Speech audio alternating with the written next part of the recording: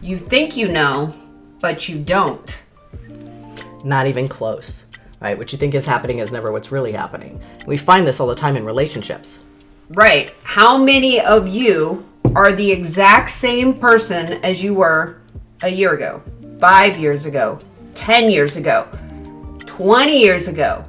But many of us have relationships with kids, spouses, business partners, friendships. We have relationships all over the place that are older than the last week, right? And as we change and grow, we don't do a very good job of checking in and saying, who are you today? Not who were you 10 years ago? Because if you guys would have seen me 20 years ago, I had big bangs, listened to heavy metal music, like I was all over the place, totally a different person. And we all want to change, grow, and evolve.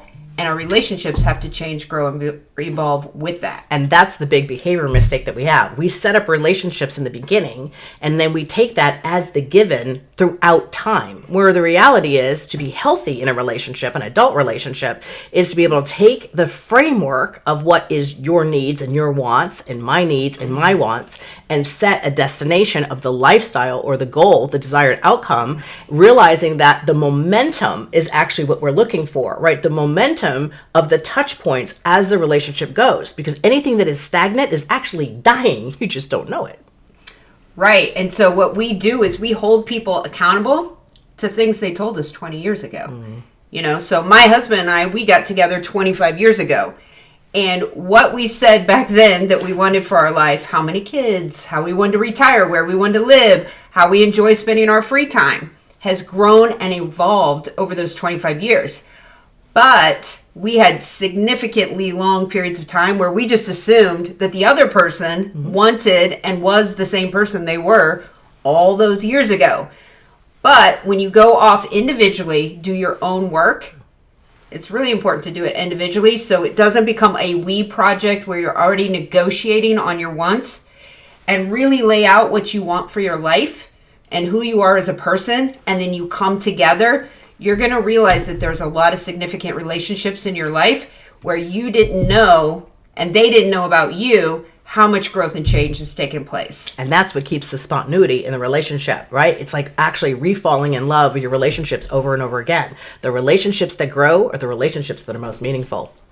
Well, my question for you is, so how can we do this with our kids? Because, you know, often we take our kids and we just sort of like discount so many things about them that they can do personal development, that they can be a part of, you know, change and growth and all that thing. And we just kind of like discount the growth that we're having. And I know one thing that I realized as I got older was I'm constantly reading and learning things where I think to myself, if I only would have had this information when I was in junior high or high school, wow, how much pain and things that I would have avoided for myself. So how can we start doing these things with our kids as well? Is what you do is you introduce it into the environment, not introduce it directly to the child, because the child then feels like that awkward, like condescending energy, like you're trying to tell him something. So the way to introduce to somebody who's still developing is to introduce it into their environment. And instead of them giving them a directive, right, the parenting, what you want to do is you want to bring them closer by asking questions. What would you do? What do you see? What do you think? But as you introduce new tools into the environment, what you're looking for is a response. Children love curiosity. So create an environment of curiosity and an environment that is not pass or fail or good or bad. Open up the space so that they can actually explore, be curious. And that's how you bring the environment together, one of curiosity, not just discipline.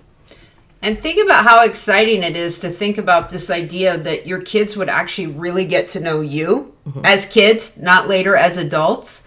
And that you really get to know your kids as they change and grow, because they're changing and growing so much faster than the rest of us. They have so many different things. And think of how exciting that can be as you can be on that journey with them. And so any of these videos, any of these tools that we introduce, we really want you to take those down into your family. Life skills. Life skills. The biggest thing that kids are missing today are actual life skills. We just throw them out there with no skills. And so a lot of people are struggling because they just don't have the basic life skills. So we're here to provide different life skills week over week so that you can learn just one aspect of the thinking or the behavior. And if you want more, just click below because we got a lot more to show you. And instead of thinking you know, you actually will know. You don't know. We know.